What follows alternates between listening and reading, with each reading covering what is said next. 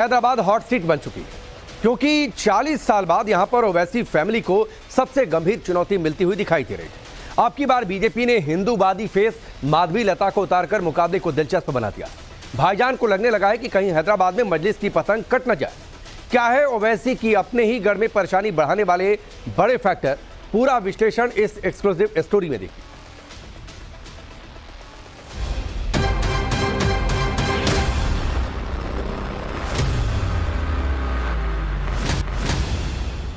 Social media पर ये तमाम के तमाम बांकड़े पहलवान शुरू हो गए, तेरे को मार देंगे।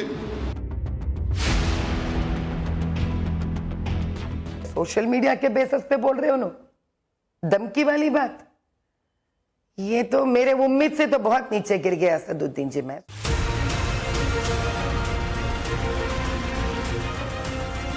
और मैं इन शैतानी ताकतों से कह रहा हूं जो बोल रहे मार देंगे। एक बात याद रखो, मैं कोई मुर्गी का बच्चा नहीं हूं।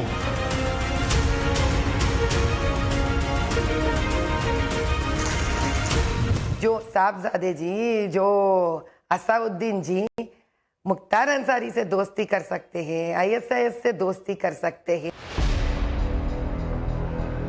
हैदराबाद वाले भाईजान को अपने गढ़ में ही जबरदस्त चुनौती मिल रही है। 40 साल में ये पहला मौका है जब ओवैसी फैमिली के इस अभेद्य किले में सेंध लगती दिख रही है, क्योंकि अब की बार हैदराबाद से एआईएमआईएम चीफ असदुद्दीन ओवैसी के खिलाफ चुनावी दंगल में ताल ठोक रही है बीजेपी की माधवी लता।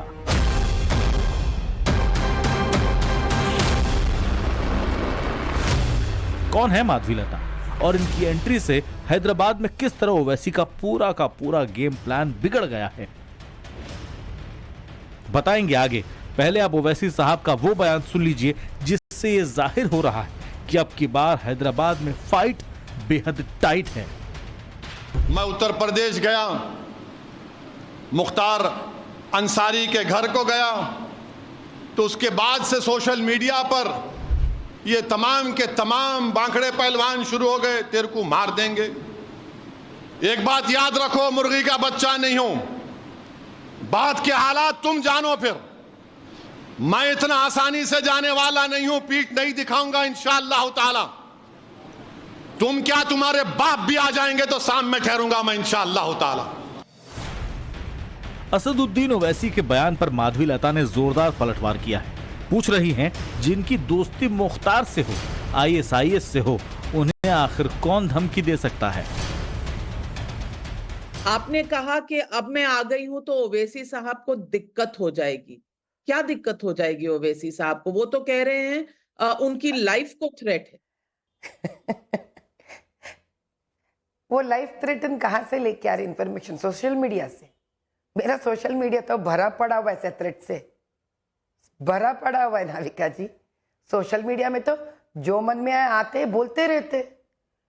अरे मेरे सोशल मीडिया में तो उनके तैनात के लोग होंगे जो मेरा हॉस्पिटल तक धमकी देते हैं, धमकी देते हैं कि इनके हॉस्पिटल पे ये करेंगे, वो करेंगे, मत जाना इनके हॉस्पिटल को, ये लेडी ऐसी है वैसी है, देख लेंगे इनका, आके तो देखो हमारे इलाकों में। हमने तो कभी इनके बारे में बात नहीं की। जो साहबजादे जी, जो असाउद्दीन जी मुख्तार अंसारी से दोस्ती कर सकते हैं, आईएसआईएस से दोस्ती कर सकते हैं, जिनके ऊपर वक्फ बोर्ड के सच्चाई बाहर निकालते हैं, सियासत के न्यूज़ और पेपर के जर्नलिस्ट पे खुल्लम खुल्ला वो लोग मार सकते हैं, पीट सकते हैं। अब बताइए साहब, उसके ऊपर कोई क्या कर सकता है? सोशल मीडिया के बेसिस पे बोल रहे हो ना, धमकी वाली बात, ये तो मेरे उम्मीद से तो बहुत नीचे गिर गया असदुद्दीन जी। मैं सोचिए तो काफी दिलेर इंसान है, काफी गट इंसान है। एक स्त्री होकर मैंने आज तक कभी सोशल मीडिया के धमकियों के बारे में बात नहीं किया। एक तरफ एआईएमआईएम के सदर असदुद्दीन ओवैसी 5वीं बार सांसद बनने के लिए ताल ठोक रहे हैं, तो दूसरी तरफ बीजेपी की प्रत्याशी माधवी लता ओवैसी को हराने की हुंकार भरती हैं। ओवैसी जहां मुस्लिम चेहरा है तो माधवी लता की छवि कट्टर हिंदुत्व वाले फेस की है। हैदराबाद ऐसी लोकसभा सीट है जहां पर माइनॉरिटी ही मेजॉरिटी है। ऐसे में माधवी लता खुद को इस सीट पर कितना और कैसे कनेक्ट कर पाएंगी, जवाब उन्हीं से सुनिए।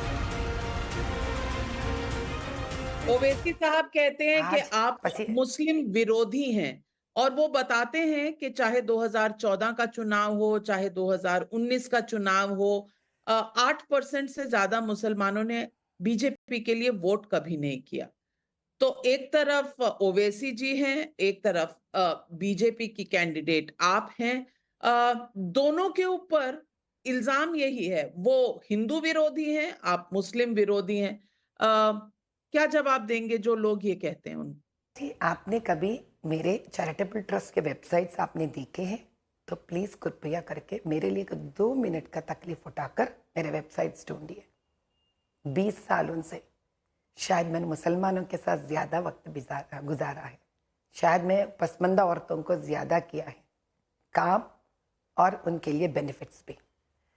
मोदी भाई जब मुझे चुने थे, एकमात्र यही सोच से चुने थे मुझे कि मुझे और मेरे मन में हिंदू और मुसलमान में कोई फर्क नहीं है। ये तो ओपन इंफॉर्मेशन है, खुला इंफॉर्मेशन है। परसों भी मैं रमजान को अपने शिया भाइयों के साथ हजरत अली जी की जयंती पे मनाने में गई थी। मैं आज भी इफ्तार पार्टी में जा रही हूँ। क्या कभी असदुद्दीन जी आके हमारे शिवालय में आकर बैठे क्या भजन में? ओवैसी भी हैदराबाद की बदलती सियासत की हवा भांप चुके हैं, लिहाजा वो अपने कोर वोट बैंक यानी मुस्लिम वोट बैंक को छिटकने से बचाने के लिए नफरती बयानों का वॉल्यूम और ज्यादा लाउड कर चुके हैं। एक बार फिर से ये मुस्लिम हित के नाम पर भड़काऊ बयान तुष्टीकरण और नफरत को सींचते दिख रहे हैं। ये हैदराबाद की सीट ये सिर्फ मंजलिस की नहीं है, ये भारत के गरीब और मजलूमों की एक आवाज है। ये हैदराबाद की सीट सिर्फ मंजलिस की नहीं है, ये उन गरीबों और मजलूमों की एक पहचान है। ये हैदराबाद की सीट सिर्फ मंजलिस की नहीं है, बल्कि भारत के उन गयूर लोगों की, उन बेबस लोगों की एक आवाज है जो चाहते हैं कि भारत की पार्लियामेंट में उनके जज्बात की तर्जुमानी करते रहे। ओवैसी मुसलमानों को बीजेपी का डर दिखाते हैं, लेकिन हैदराबाद में एआईएमआईएम के मुकाबले बीजेपी कहां पर खड़ी है? 24 के चुनाव में माधवी लता ओवैसी को कितनी करीबी टक्कर दे सकती है, ये भी जान लेते हैं। हैदराबाद लोकसभा क्षेत्र में कुल 7 विधानसभा सीटें आती हैं। फिलहाल एआईएमआईएम और बीजेपी में किसका पलड़ा भारी नजर आता है, ये जानने के लिए 2023 के विधानसभा चुनाव में 7 विधानसभा सीटों पर एआईएमआईएम और बीजेपी के वोट शेयर को देख लेते हैं। कारवां विधानसभा सीट पर 47% वोट पाकर एआईएमआईएम कैंडिडेट जीता, जबकि 23.5% वोट शेयर के साथ बीजेपी प्रत्याशी दूसरे नंबर पर रहा। वहीं चारमीनार विधानसभा सीट का नतीजा एआईएमआईएम के पक्ष में रहा। यहां एआईएमआईएम प्रत्याशी 50% वोट पाकर जीता, जबकि दूसरे नंबर पर रहे बीजेपी उम्मीदवार को 26.5% से कुछ ज्यादा वोट मिले। चंद्रायन गुट्टा विधानसभा सीट से जूनियर ओवैसी 65% वोट शेयर पाकर चुनाव जीते। यहां बीजेपी 10.67% वोट शेयर के साथ तीसरे नंबर पर रही।